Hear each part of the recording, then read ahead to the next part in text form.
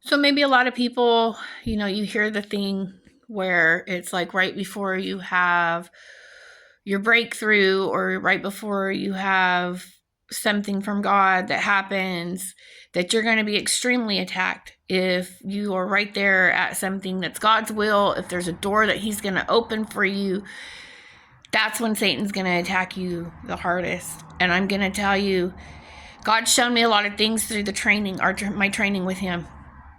He showed me His timing, which is just so amazing and absolute, like down to the second. Like there's so many, and I'm going to do videos on these things, but He's also been very clearly showing me the attacks of the enemy right before He does something in my life, right before He opens a door, right before he gives that opportunity, right before His blessing comes, right before His promise comes.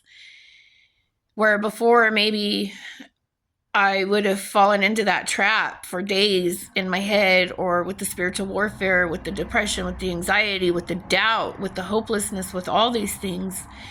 Satan can't do that to me anymore, and it's making it more clear that Satan does do that.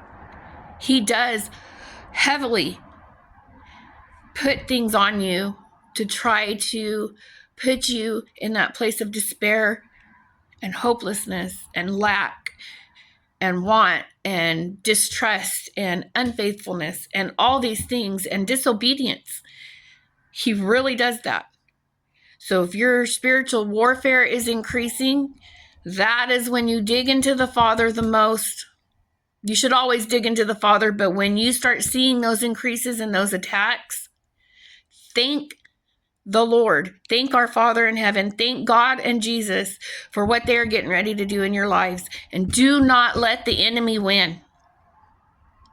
Because we are on the rock. The foundation is solid and firm. There is nothing that can take us off that rock but ourselves. And that is why Satan attacks us the way he does. Because he can't take us off the rock. We can only take ourselves off the rock. And if he can cause us to take ourselves off the rock, then he wins. Then he's sitting there laughing with glee while we're crying and in worse off. Do not ever step off the rock of faith, obedience, hope, and trust in our Father and what He's doing in our lives. Walk in His will and His purposes. Truly, all these things will be added to you. In Jesus' name, have a great day.